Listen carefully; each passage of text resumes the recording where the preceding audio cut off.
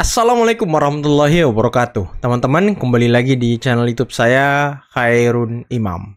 Gimana nih kabar kalian? Semoga kita semua selalu diberi kesehatan, kemudahan, dan juga limpahan rezeki dari Yang Maha Kuasa, teman-teman ya. Nah, di video kali ini kita akan melihat bagaimana Bung Pitra. Tahu kan siapa Bung Pitra, teman-teman? Yang beberapa minggu yang lalu itu membawakan Kurnia, Tifa, Roy Suryo, Kozinudin, Borgol di iNews. Yang dimana Kurnia dan Tifa waktu itu sampai nangis-nangis, teman-teman. Sampai jerit-jerit, kami ini ibu rumah tangga. Nah, sekarang Bung Pitra ini kembali ingin meruqyah. Bahkan sudah meruqyah kali ya Kurnia dan juga Tifa serta kawan-kawannya. Bahkan ya, tidak hanya meruqyah secara kata-kata, secara kalimat bahasa Indonesia. Bung Pitra membacakan ayat Al-Quran loh kepada mereka. Waduh. Semoga mereka segera sadar, teman-teman ya. Semoga orang-orang yang menuduh jasa palsu Pak Jokowi ini segera sadar dan diberikan hidayah sama Allah Subhanahu wa Ta'ala. Kita doakan bersama-sama biar mereka tidak terlalu lama tuh berada di jalan yang sesat. Nah, selain itu teman-teman, ada buku yang beredar yang judulnya ini sangat sangat bisa menimbulkan propaganda dan perpecahan gitu. Judulnya itu Gibran The Next President. Kalau nggak salah The Next President 2009 atau apa gitu. Nah, ternyata buku ini ditulis oleh anak Abah. Nah, benarkah begitu? Karena ada sebuah video atau seorang netizen yang ada di TikTok itu mengulas tentang buku ini. Dan konon kabarnya ditulis oleh ternak onta dengan tujuan untuk merusak hubungan Pak Prabowo dengan Mas Gibran. Waduh, nanti akan kita simak videonya ya. Nanti akan kita reaction juga. Apakah benar gitu ya kan? Nah, terakhir ada video di mana TNI akan memburu dan mengejar bohir-bohir atau bos dari perempuan yang ditangkap kemarin yang sudah mengaku kalau dialah yang memframing, yang membuat viral RUU TNI dan juga Indonesia Gelap dan isu-isu lainnya yang membuat bangsa ini gaduh dan kacau gitu, chaos di mana-mana. Oke, sebelum kita mulai videonya jangan lupa like, subscribe, dan share. Dan tanpa perlu berlama-lama lagi, mari kita mulai videonya berikut ini. Jokowi itu sakit atau kena azab? Kalau orang yang punya akal sehat dan empati, pasti bilangnya Pak Jokowi itu sakit dan berdoa agar Pak Jokowi cepat sembuh. Amin. Tapi kalau orang-orang yang punya double standar alias standar ganda, anak abah mereka gitu tuh pasti bilang Jokowi kena azab. Kenapa bisa begitu? Karena kaum-kaum double standar itu alias standar ganda, kalau ngelihat orang yang mereka benci itu sakit, itu tandanya kena azab. Tapi kalau junjungan mereka yang sakit diuji, itu tandanya lagi diuji sama Allah. Betul. Kalau menurut lo gimana? Ya gimana ya teman-teman ya. Kemarin kan ketika Pak Jokowi berulang tahun tanggal 21, Pak Jokowi kan sempat keluar untuk menyapa teman-teman dan juga masyarakat yang hadir, membawakan tumpeng bunga, karangan bunga. Ada yang menari untuk Pak Jokowi, banyak yang berdoa untuk Pak Jokowi. Nah, di situ kan bisa kita lihat teman-teman kondisi Pak Jokowi seperti apa. Banyak akhirnya orang-orang entah itu di media sosial, di YouTube, di mana-mana itu membuat framing yang sangat negatif terhadap penyakit Pak Jokowi. Banyak yang yang mencibir, banyak yang mengolok-olok Pak Jokowi dan bahkan ada yang meramal loh Pak Jokowi akan meninggal. Ini kan hal-hal yang sudah kelewat batas, teman-teman.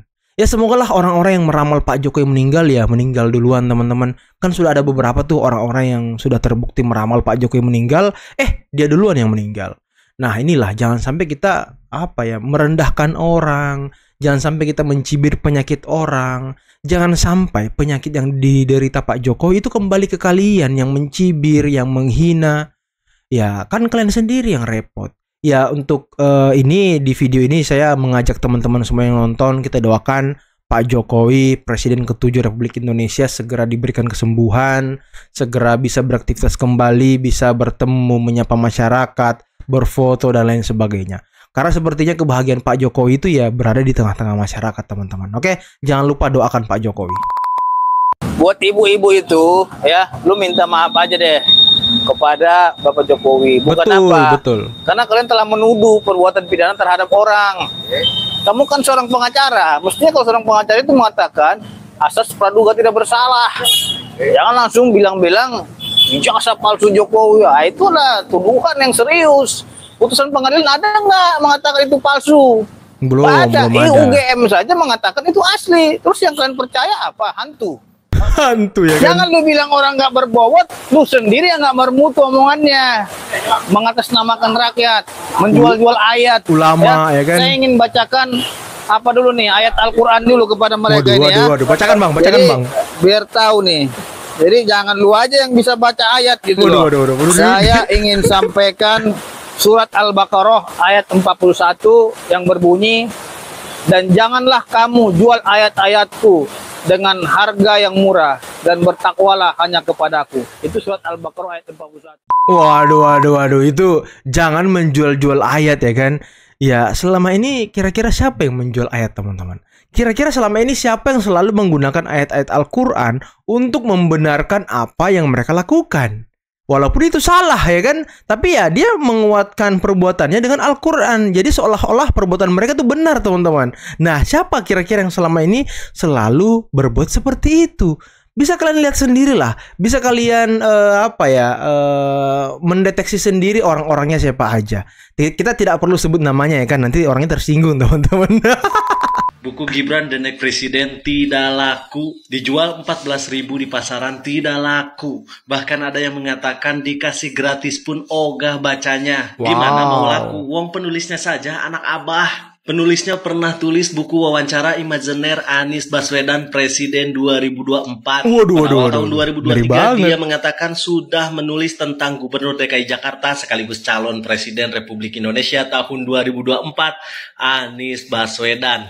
Bukunya saat itu diberi judul Wawancara Imajiner dengan Anies Rashid Baswedan Presiden 2024. Karena Aniesnya kalah, dia membuat buku propaganda dengan diberi judul Gibran The Next President. Dia bahkan menerbitkan buku tersebut sebelum Gibran dilantik sebagai wakil presiden. Dengan sebelum tujuan Gibran dilantik untuk memecah belah antara Prabowo dan Gibran Raka Buming Raka. Ya pantas saja tidak laku di pasaran. Kita sebagai masyarakat tahu tujuan dibuatnya buku tersebut. Dan jelaskan sekarang buku tersebut hanya jadi bahan gorengan para anak abah.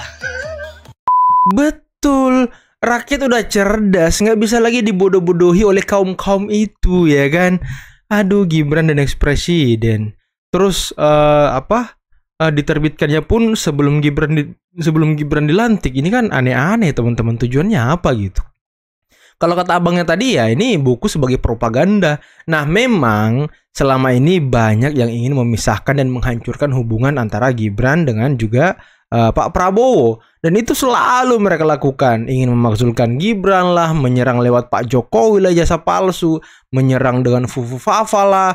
Pokoknya banyak sekali serangan-serangan kepada Mas Gibran yang tujuannya untuk memisahkan Gibran dengan juga Pak Prabowo. Karena apa? Karena jika pasangan ini sangat harmonis, teman-teman, pasangan ini kompak sampai 2029, nah insya Allah pasangan ini kan bisa maju lagi berdua dan menciptakan sejarah baru. Kenapa saya bilang menciptakan sejarah baru? Karena selama ini presiden dan wakil presiden itu belum ada yang sampai berpasangan kembali di kontestasi selanjutnya. Pasti mereka bisa jalan. SBY-JK ya kan berpasangan di 2004 kalau nggak salah. Nah di 2009 SBY-JK pisah. JK bersama Wiranto. Waktu itu SBY bersama dengan Budiono. Nah, makanya belum ada nih yang paket nih. Kemudian Jokowi JK. Nah, ketika di tahun 2019 udah pisah kan, Pak Jokowi tidak menggandeng JK lagi, menggandeng Pak Ma'ruf Amin. Nah, ketika nanti Pak Prabowo dan juga Mas Gibran kompak, solid, harmonis sampai di 2029, kemudian mereka berpasangan lagi, itu adalah sejarah baru bagi bangsa ini, teman-teman. Kami tidak marah kepada Tifa karena Tifa itu perempuan.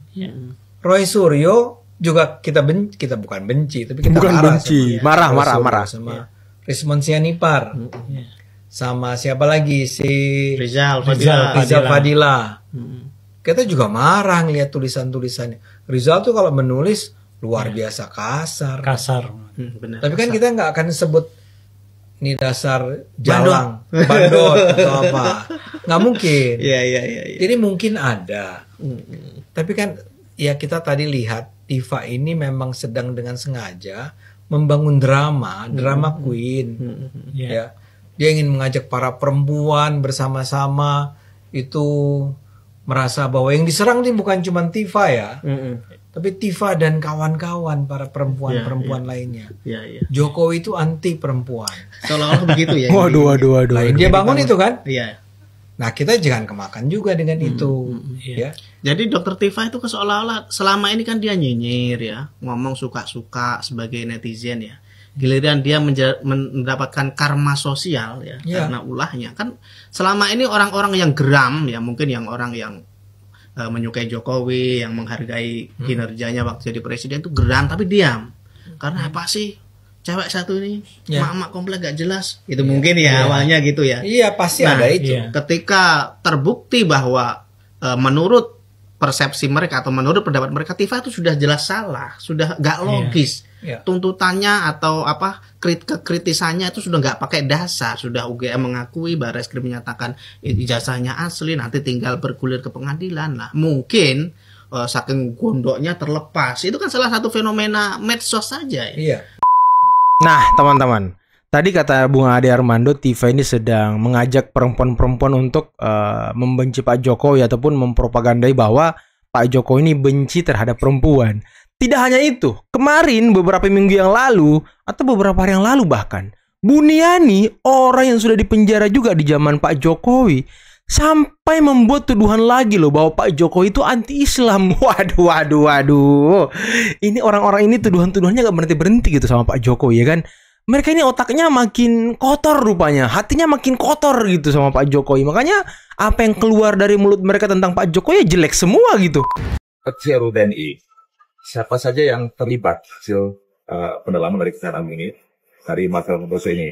Dan memang sudah ada beberapa data yang nanti perlu ditindaklanjuti lagi oleh Kejaksaan Agung dalam penyidikan lebih lanjut, adanya aliran dana pada buzzer, Waduh, aliran dana ya kan, LSM tertentu, kepada yayasan dan orang-orang tertentu.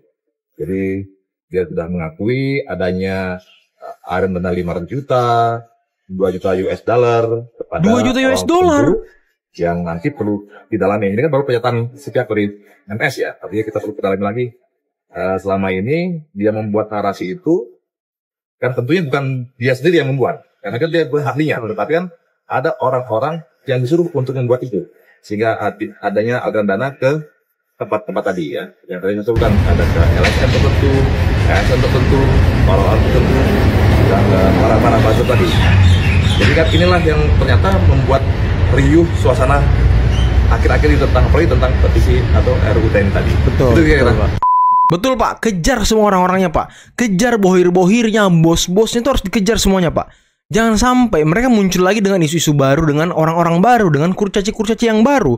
Tadi fantastis juga teman-teman. 2 juta US dollar, bentar. 2 juta US dollar berapa rupiah? Bentar, kita cek dulu. Wow, berapa ini? Berapa ini? 33 miliar loh. 33 miliar loh. Waduh, duit buzzer 33 miliar. Saya pun kalau dibayar 33 miliar, waduh, langsung jor-joran ya kan. Ini saya dituduh dibayar, saya dituduh jadi buzzer, saya dituduh dibayar Jokowi. Aduh, sorry teman-teman ya. Saya ini tidak dibayar siapapun. Saya cuma dibayar YouTube. Saya cuma dibayar AdSense YouTube, teman-teman. Jadi nggak usah ngomong-ngomong saya dibayar Jokowi lah, saya buzzer lah. Udahlah. Udah, jangan nuduh yang aneh-aneh deh, jangan. Distance yang bisa coba dihadirkan oleh pihak Roy Suryo CS, Bang Jemi, meskipun tidak punya akses terhadap ijazah Pak Jokowi. Oke, saya komentar ya. Jadi yang harus dibedakan itu adalah ijazah palsu dengan ijazah yang tidak memenuhi syarat. Ini dua hal berbeda. Kalau palsu itu jelas-jelas dipalsukan dan sebenarnya ini sudah dipatahkan dengan statement dari penerbit UGM. Dan ini sebenarnya sesuai dengan kaidah hukum. Sisdik Undang-Undang Sisdiknas, Permendikbud maupun putusan-putusan MK berkaidah bahwa untuk menguji apakah seseorang itu alumni mana, tanyakan kepala satuan pendidikannya. Jadi penerbit UGM itu udah kaidah hukum, berulang-ulang di MK. Nah, kalau yang dibahas oleh teman-teman ini seolah-olah ijazah ini tidak memenuhi syarat. Ini persoalan yang lain. Skripsinya lah, sah gitu ya, desanya, itu tidak serta-merta menjadi palsu. Ya, itu hanya menjadi persoalan apakah ini layak diterbitkan. Nah, itu sebenarnya buku itu bukan konteks pidana, itu konteks petun. ya. Tapi kembali lagi ya, kami menghargai apa upaya yang dilakukan, sekalipun kalau kami lihat sih temuan-temuan ini serpihan-serpihan yang belum teruji. Contoh, Pak Kasmujo lagi sakit gigi, didatangin di rumahnya, orang rame-rame, orang bingung gitu ya. Mungkin dia bilang enggak, biar pergi. Apakah dia pemilih akademik atau tidak? Ya gampang. Kita lihat UGM, lihat datanya, lihat KRS yang tanda tangan siapa. Lalu orang itu memberi keterangan ya bukan depan rumah dong, di dalam persidangan. Atau paling tidak dalam BAP. Itu yang jadi rujukan. Soal ke desa, saya ikuti juga. Pak Dispon datang ke sana, atau beberapa datang ke sana, mereka mengakui loh di tahun 80-an itu ada yang KKN dari UNS dan dari UGM. Artinya memang ada. Baik, tapi yang dipersoalkan kan adalah tidak ada suratnya di kecamatan yang notabene 40 tahun yang lalu. Saya pikir sama siapa menyimpan surat 40 tahun yang lalu permohonan orang melakukan apa namanya KKN gitu ya. Jadi saya pikir ya sebagai bagian itu untuk mengupayakan, tapi saya lihat ini masih circumstance evidence yang tidak bisa mematahkan dari evidence yang ada di Bawaslu. Baik. Juju Purwantoro adalah pengacara Roy Suryo. Namun dalam diskusi yang menarik antara dirinya dengan Arianto Sutadi yang adalah staf ahli Kapolri, nampak sekali bagaimana seorang Arianto Sutadi rasanya benar ketika ia membuat penilaian bahwa Juju Purwantoro itu tak ubahnya seperti Roy Suryo, yaitu tukang ngeyel terkait dengan posisinya yang tidak bisa digoyang, keyakinannya yang tidak bisa dipertanyakan, dan karena itu ngeyelnya Juju Purwantoro itu bagian dari strategi yang sengaja dipakai oleh mereka dalam rangka makin mengacaukan situasi politik dan demokrasi kita. Tetapi kita yang waras berpikir, mari kita kedepankan cara berpikir yang sangat santun untuk tetap mengawal persoalan di seputar ijazah Jokowi yang dituduh mereka palsu dengan mengedepankan fakta dan kebenaran, sekalipun di sana-sini memang ada pengadministrasian yang belum sempurna dan belum baik. Inilah catatan saya terkait dengan bagaimana kita menempatkan seorang pengacara Roy Suryo yang bernama Juju Purwantoro dalam diskusi panas bersama dengan Arianto Sutadi. Kita justru menemukan sebuah fakta bahwa Juju adalah orang yang suka ngeyel seperti kliennya Roy Suryo yang merasa benar sendiri. Nah itulah teman-teman ya, pengacara Roy Suryo juga ini suka ngeyel, suka menang sendiri, suka benar sendiri. Tapi itulah tabiat dari orang-orang ya, kelompok-kelompok mereka. Mereka menganggap diri mereka yang paling benar di dunia ini. Mereka menganggap kelompok mereka yang paling benar di dunia ini. Orang lain salah, orang lain keliru. Dengan menguatkan argumentasinya, perbuatannya dengan ayat-ayat Al-Quran, dengan hadis-hadis Nabi. Nah itulah, mungkin kalian masih ingat ketika si Kosinudin juga menjadi salah satu narasumber di iNews Rakyat Bersuara. Dia kan sempat membacakan sebuah hadis tuh yang katanya fitnah, tahun-tahun fitnah dan segala macam ya. Tapi sepertinya mereka lah yang membuat fitnah itu. Hadis yang dibacakan Kosinudin ya untuk kelompok-kelompok mereka sebenarnya. Karena ya mereka selama ini menebarkan fitnah, menebarkan kebencian, menyebarkan propaganda, menyebarkan narasi-narasi yang bisa memecah belah umat. Ya mereka yang melakukan itu selama ini teman-teman. Lihat nggak kelakuan mereka selama ini? Pak Jokowi diserang lah, Gibran diserang lah. Ya sekarang mereka nggak berani nyerang Pak Prabowo karena apa? Karena tujuan mereka ingin merapat ke Pak Prabowo. Makanya ya dia harus menyingkirkan Pak Jokowi dulu, harus menyingkirkan Mas Gibran dulu, baru mereka bisa merapat ke Pak Prabowo. Karena kan mereka ini yang mendukung Pak Prabowo juga di tahun 2019. Tapi ketika Pak Prabowo rekonsiliasi dengan Pak Jokowi, ya waktu itu kan Pak Jokowi dan juga Pak Prabowo rekonsiliasi untuk meredam perpecahan dan juga pembelahan masyarakat. Tapi orang-orang ini malah menuduh Pak Prabowo itu pengkhianat teman-teman. Orang-orang ini yang menilai Pak Prabowo pengkhianat karena gabung dengan koalisi Pak Jokowi waktu itu. Dan sepertinya memang mereka ini tidak suka dengan kedamaian. Mereka tidak suka dengan persatuan. Ya apakah mereka memang sekarang didanai oleh kelompok-kelompok asing, proksi-proksi asing untuk membuat bangsa kita menjadi gaduh, untuk membuat bangsa kita terpecah belah? Karena kan politik adu domba ini yang sering digunakan oleh Barat untuk menghancurkan negara-negara di Timur Tengah, di Afrika. Nah, cuma sayangnya Pak Prabowo sudah menyadari ini dari awal, teman-teman. Makanya ya Pak Prabowo dengan sangat besar hati, dengan jiwa kepemimpinan dan patriot beliau, di atas kepentingan negara tidak ada lagi teman-teman. Pokoknya kepentingan negara di atas segalanya.